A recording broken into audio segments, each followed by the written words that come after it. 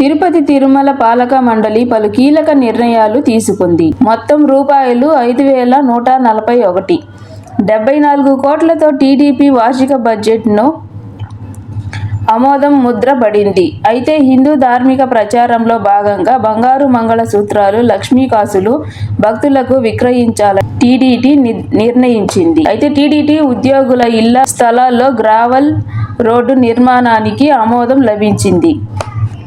Laddu tray మోసే కార్మికుల వేతనాలు రూపాయలు 15,000 అదనంగా పెంచుతూ నిర్ణయం తీసుకుంది.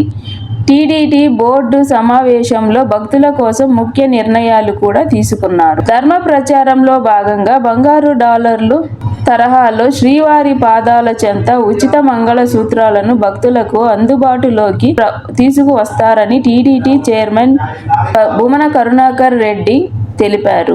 మహిళల కోసం మంగళసూత్రాలు, లక్ష్మీ కాసులు తయారు చేయాలని కూడా నిర్ణయం తీసుకున్నట్లు తెలిపారు.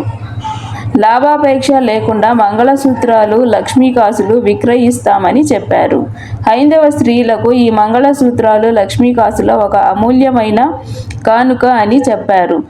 వేద పాఠశాలలో 51 మందికి సంభావన అధ్యాపకుల వేతనాలు 34,000 నుండి 54,000కు పెంచాలని కూడా నిర్ణయించారు.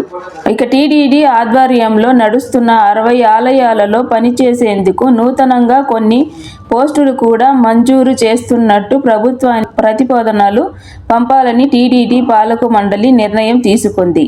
3, 4, 5 తేదీల్లో కార్మిక సదస్సును కూడా నిర్వహిస్తామని టీటీడీ చైర్మన్ తెలిపారు. ఇందులో 57 మంది ముఠా పీఠాధిపతులు హాజరు కానున్నారు. వారి సలహాలు, సూచనలు తీసుకొని అమలు చేస్తామని కరుణాకర్ రెడ్డి వెల్లడించారు. ఇక ఈ సమావేశంలో స్విమ్స్ ఆసుపత్రిలో 300 పడకల నుండి 1,200 పడకల పెంపు 148 కోట్లతో టెండర్ ఆమోదం తెలిపారు.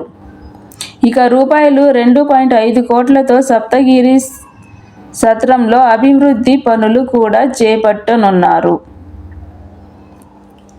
ఇక ఈ వీడియో నచ్చితే లైక్ చేయండి, షేర్ చేయండి, కామెంట్ చేయండి, తప్పకుండా సబ్స్క్రైబ్ చేయండి. రేపు మరో వీడియోతో మళ్ళీ కలుద్దాం. Until then bye.